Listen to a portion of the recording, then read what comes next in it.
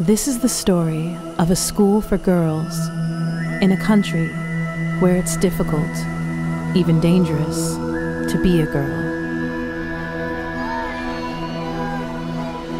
This is the story of a school on a hill that says, "Come from wherever you are, for as long as you need. This is your home." This is a school perched at the crossroads of the ancient and modern, and with a clear vision of the strengths and limitations of both, offers refuge for body, mind, and spirit. This is the story of a dream, bigger than a lifetime.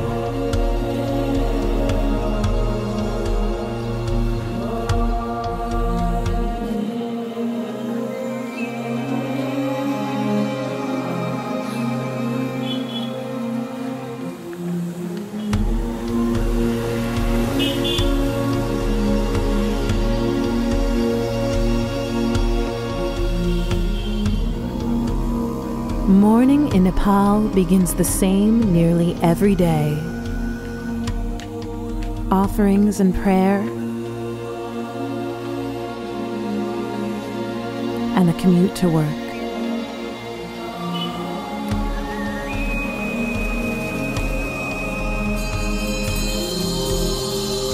Where work isn't possible, the never-ending struggle for survival begins anew.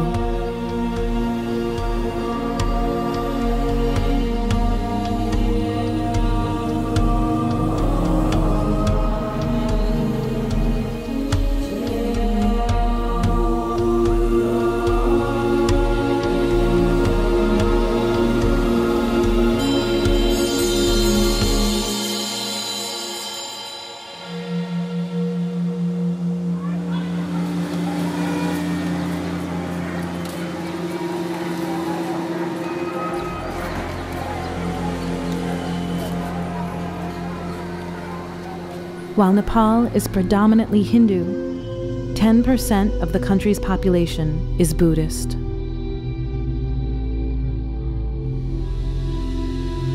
Buddhism teaches that everything is constantly shifting, changing, impermanent. All composite things pass away, the Buddha taught as he was dying.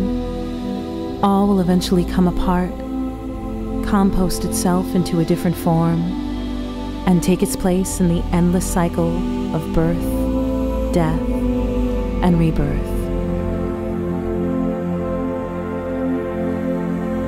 Yet, as true and incontrovertible as this is, that all things change, it doesn't preclude the need to offer help and care, especially to those most vulnerable.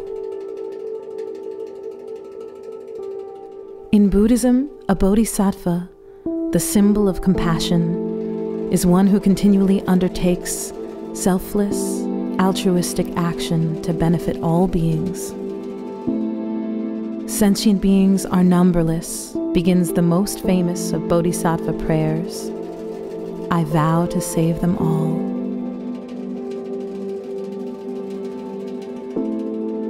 In a developing nation like Nepal, beset by centuries of poverty, it is the vulnerable who suffer most. And while the consequences to everyone in need are great, the consequences for young girls are dire.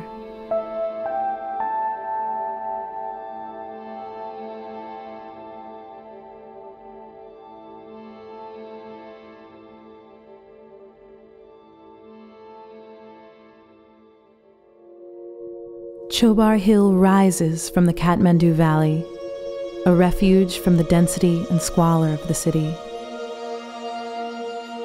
Legend says that Manjushri, an emanation of the Buddha symbolizing wisdom, cut through the land with one chop of his sword to allow the Bagmati River to flow from the ancient lake, creating fertility in the valley. Over the past 6 years, one man, Soni Rinpoche III, has quietly purchased land on this hill to build a school for girls, a school that makes a unique offer.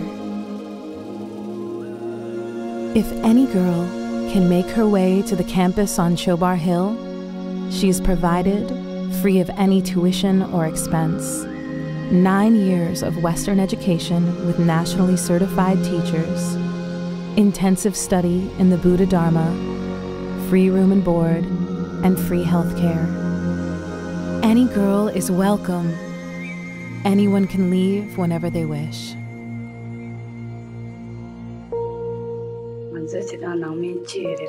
We are 10, mom, dad, and 8 children. We were 5 daughters and 3 boys here. And 5 of us stayed with parents, working a little bit in the fields and doing the household chores, but I didn't go to school.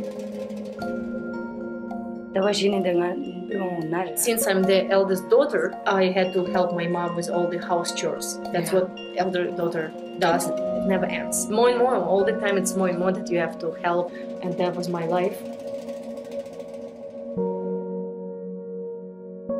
Each girl is given the robes of a young Buddhist novice, an honor in Nepali culture. But there's more here than meets the eye. For in Nepal, these robes also confer some degree of protection from exploitation, child marriage, and unending servitude. It's not foolproof, for long-standing prejudices are slow in dissolving, but it helps to ensure their safety while they study and grow. The school is an ambitious project, not only for its brick and mortar, but for its vision. That vision didn't begin with措尼Rinpoche III, but over 150 years before.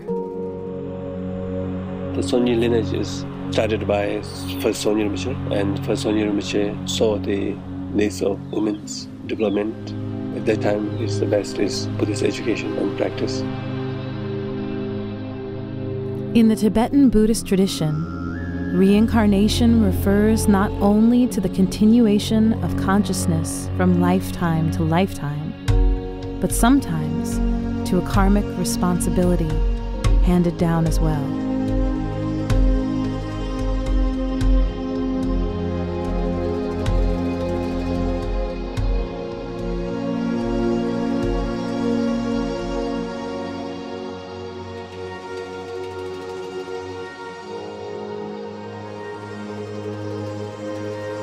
We saw some great potential after a few years of training them, and then he asked many of his male students to establish nunnery. And then every year he go there and teach. That devotion was assumed by his young C, or reincarnation,措尼Rinpoche II, and continued into the mid-1900s until his tragic and untimely death. Second one, every year you go one round with all the nunnery. Spend 5, 10, 20 days, 1 month sometime, and teach, and also do some time group practice, puja together. And then this cultural revolution happened when second Sonia died on the way to prison. The third and present措尼Rinpoche was barely 9 years old when told of his karmic responsibility by his father. One day, a letter came from Nangshen and Adi Rinpoche. They asked me to come. In that letter, there's a big request from Kechak nuns. Please come to visit us. So then Tuguji Rinpoche told me a brief history of connection with first Soni, second Soni. Tuguji Rinpoche himself stayed many years in both nunneries at Kechak and Dechenling. Both are Soni nunneries. Rinpoche, as his students call him, became increasingly aware of a piece of his own life's narrative, a piece that had already been written. With the help of contributions from the world over, the school began to take shape. Still at the beginning, neither he nor anyone else could foresee what would happen. Major Rinpoche and myself, we went to Nubri, my hometown, and I saw many children are not joining the local school. So I gave a speech there, please join school. It's very important. And then I said, in case if you don't want to join your school in Nubri, so you can come to Jobar and join nunnery. That time I thought I was 7, 8, and then suddenly karma happened.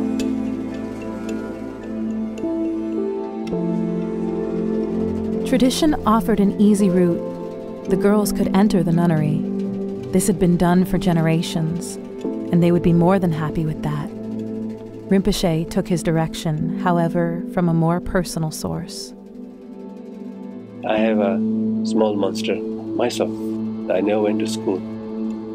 So every time I speak English language or some other modern stuff I like to learn, it's very difficult.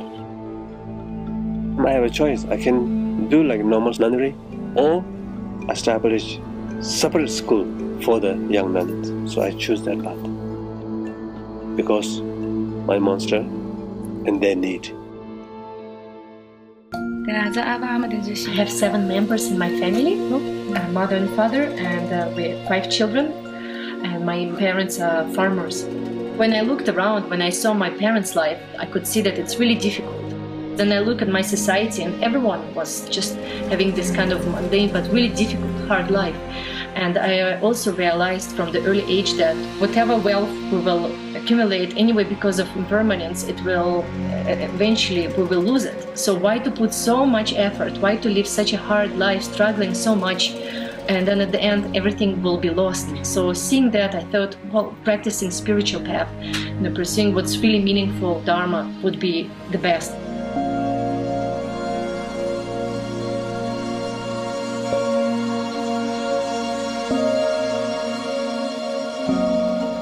Once a year at the Sony Gaychek School exhibition, students celebrate what they've learned by building architectural models and science demonstrations, and by creating interactive learning games for friends and relatives, benefactors, distinguished citizens of Kathmandu, and even for entire grades of boys and girls from other city schools.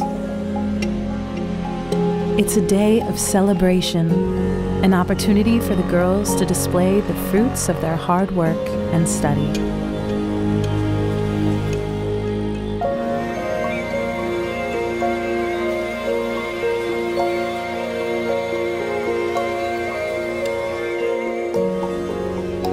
At moments throughout the day, amidst the laughter and excitement, one could glimpse the echoes of the almost unimaginable challenges from which these girls came.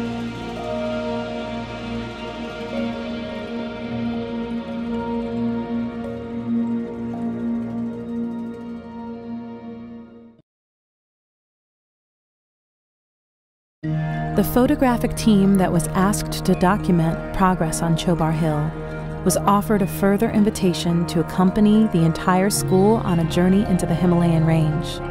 They were offered a choice to accompany students and teachers on a 12-hour bus ride over legendary Nepali roads, or hop a flight on small planes that are only able to fly between 6 a.m. and noon due to the hazardous mountain winds.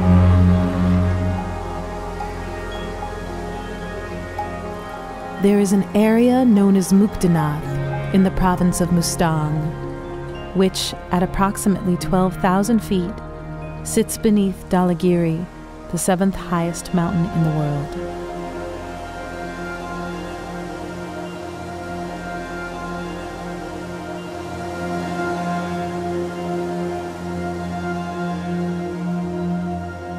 It is here the young nuns traveled to participate in an annual ritual that's been performed for centuries. Traditional greetings were offered en route to the monastery. Within minutes of arriving, chanting began.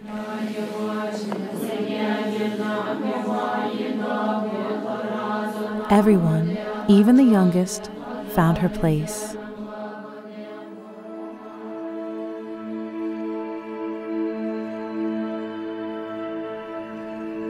Each day, just before dawn, Rinpoche, along with the assembly from Muktanath and Chobar, would gather at Gargon Ling, a 300-year-old monastery, for prayer and meditation.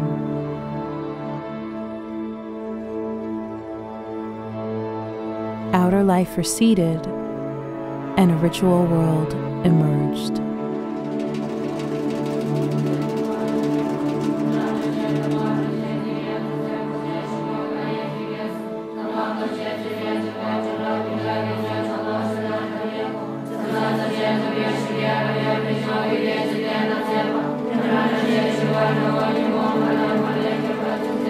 The elder nuns, some of whom had suffered greatly in their own lives, guided the younger ones, modeling wisdom, dignity, and dedication.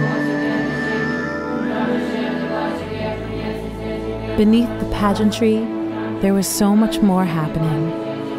Many levels of care were at work here. Many pairs of arms encircling these girls, telling them, in effect, you are important. You belong. Come and enter more deeply into your own heritage.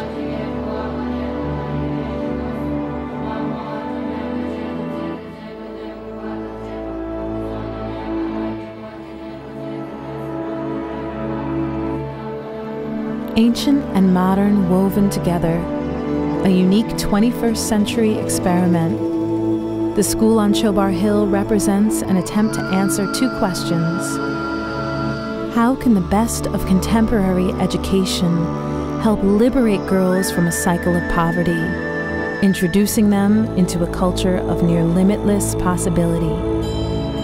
And how can the meditation and compassion practices of an ancient wisdom tradition guide the lives of these young girls in the deepest ways toward well-being, a quiet confidence, and the fervent desire to offer what they've learned to others?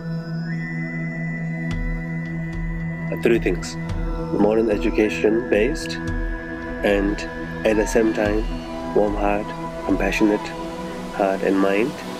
Based on that, then they learned Buddhist practice for many years, the theory practice and the experience practice. So all these three combined, my expectation is many of them will stay in the nunnery, many will go. They can live anytime, coming and going, it's part of life. When they live, when they disrobe, they should have transformation in their life, the quality of the nun's education, in their heart, in their everyday life. My message to the whole world will be, please take good care of your minds. That's what we mean by the Dharma, inner science, looking inside and seeing what's going on inside and really changing it so that we will master our own happiness. It's in our own hands. I have an aspiration for myself to be of use and of benefit for sentient beings, that I can complete my studies well, then I can go and help them. But I can't really help others unless they take good care of themselves. And what I mean by that, take care of their mind. And that's what we mean by the Dharma. What we are doing here, the Buddhist Dharma, is that we are learning how to deal with our own mind. And my wish is that everyone can learn that too. It's actually indispensable.